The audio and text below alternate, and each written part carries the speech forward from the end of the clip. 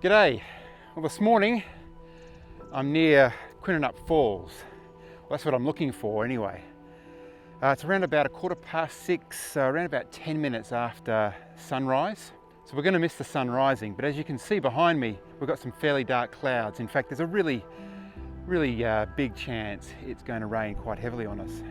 But anyway, regardless of that, got up and I got out, and it's been a beautiful morning so far. This video is sponsored by Squarespace. If you're after a website, a domain, or an online store, then make your next move with Squarespace.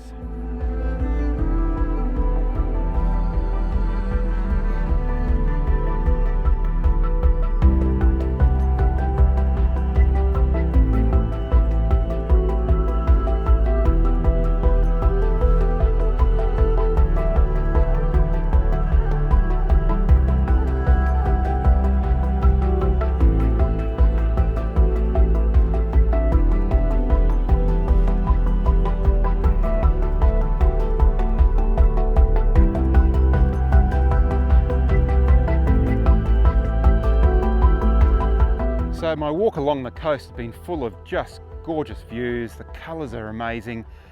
It's springtime here, regardless of what the weather might be telling me this morning. So the flowers are out, and there's just amazing yellows and pinks. This bush really comes to life at this time of the year. Anyway, I've only got around about another 5 or 10 minutes, and then we should be at the falls. So I'm going to grab my gear, and I'll see you there.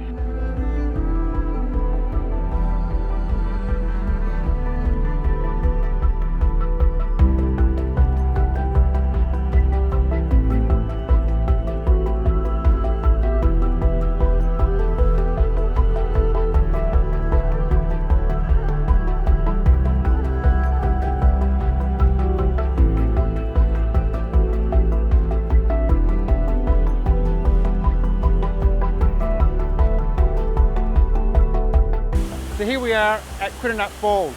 I'm sitting right over the waterfall. I'm getting quite a lot of noise and spray. Hopefully you can hear me. The conditions for photography have been quite difficult because really the moment I got into this little valley, it's been banging down with rain. And just about 5 minutes ago it didn't stop, but there was a small lull in the amount of rain we were getting. So I took the opportunity, got up, set up, and I want to take you through my thinking. So I'm pretty much straight on the waterfall. I'm on this little mound of sand and rock opposite the waterfall, giving me quite a good vantage point over the waterfall. So I'm kind of at the same level as the top of the waterfall, and I'm looking down onto where the waterfall is falling.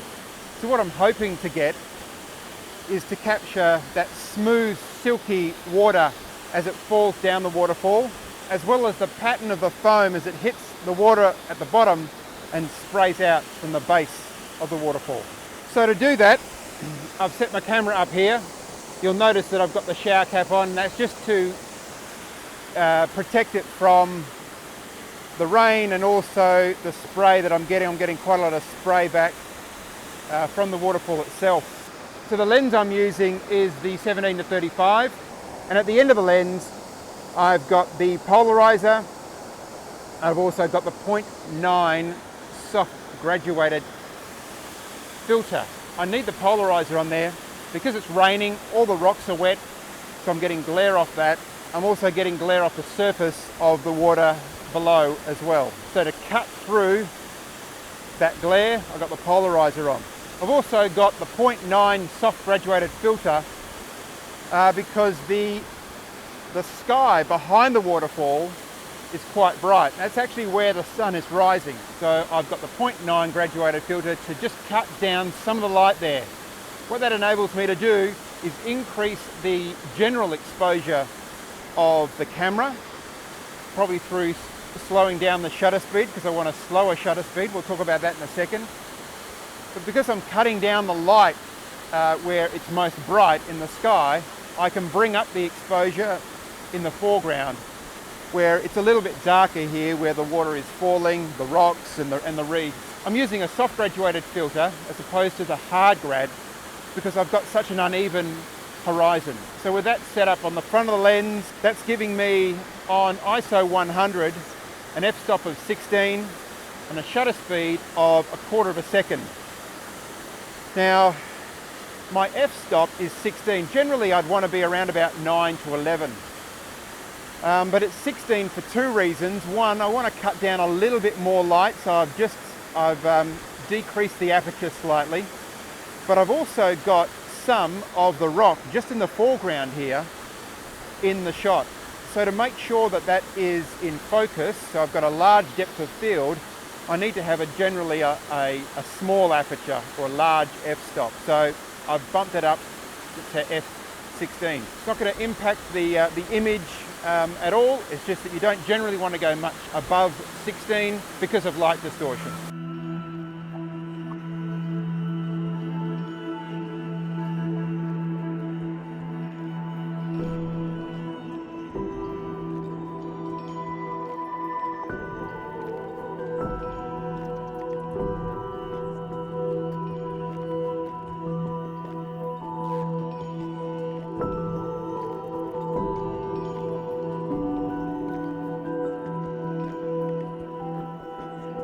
So finally, the shutter speed is 1/4 second.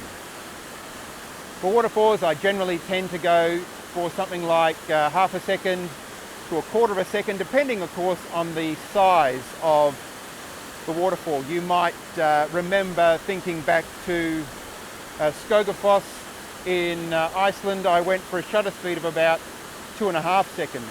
A much bigger waterfall, and it was taking around about 2 seconds for the water to fall from the top of the waterfall to the bottom. If I look at this, 1/2 second would probably be ideal. And just as I'm saying that, a little bit of clouds come in, which has decreased the light, which probably means I'll be able to increase the shutter speed to 1/2 second. So I'm going to do that as well.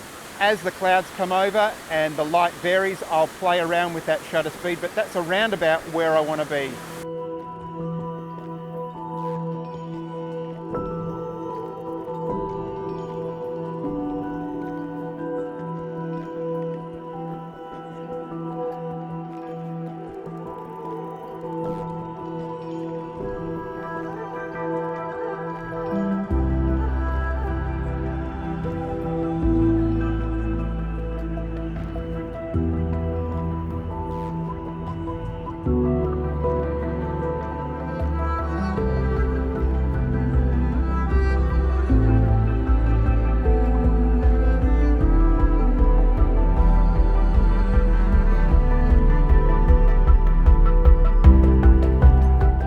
Straight after I took that shot, the weather came in again and it came pouring down with rain. So I'm just going to call it a day.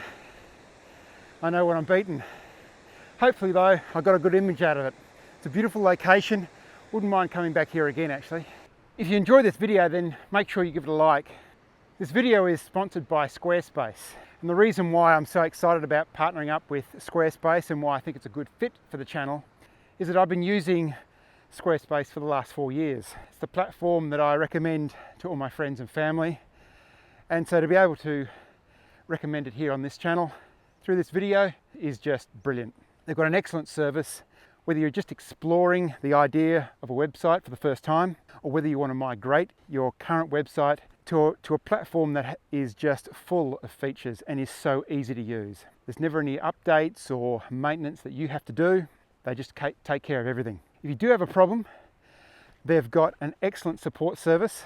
So if you're not familiar with Squarespace, I recommend you check them out. You can start your free trial today at squarespace.com and go to squarespace.com/Andrew Marr to get 10% off your first purchase. If you're not already subscribed and you enjoy this sort of content, then please consider subscribing. And if you do so, make sure you hit the notification bell so you're notified when I upload my next video. Until next time, thanks for watching.